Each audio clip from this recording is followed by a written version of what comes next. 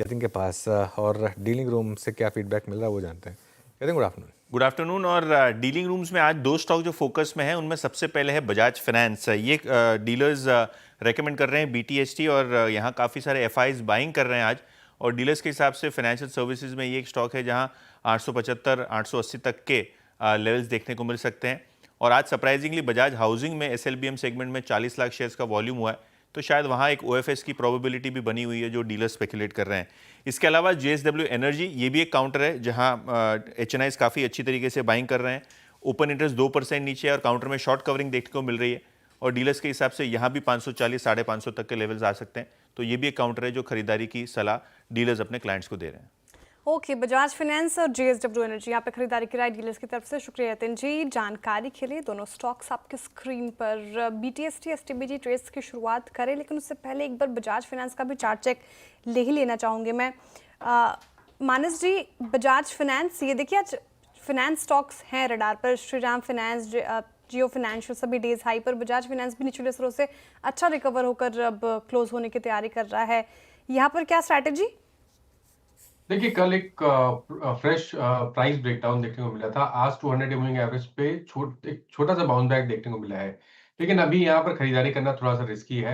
मेरा समझना ये है कि अगर खरीदारी करनी है तो आपको 880 के ऊपर ही खरीदारी करनी है।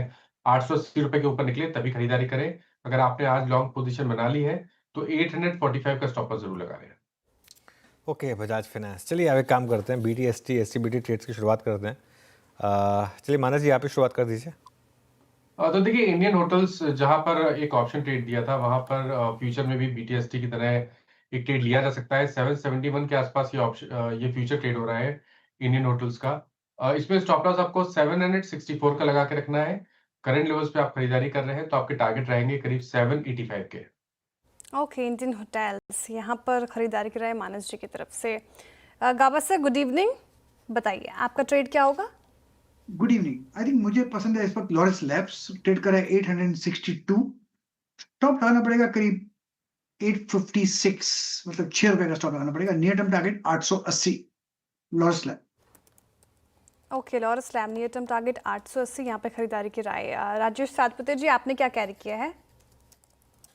जी देखिए, मैं भारती को लेके जाऊंगा। मुझे लगता है कि थोड़ा सा एक कॉन्ट्रा लेके जाऊंगा कि जहाँ पे मोमेंटम आ सकता है, तो इसलिए मैंने भारती को चुना है।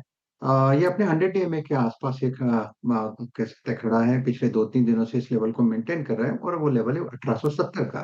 तो हमारा स्टॉप लॉस होगा 1855 का और लेके जाएंगे भारती।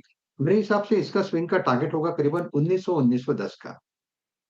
ओके, चंदन जी बताइए आपने क्या पिक किया? बिल्कुल, मैं फोकस करूंगा पॉलीकैब पे। मेजर ट्रेंड पॉजिटिव है।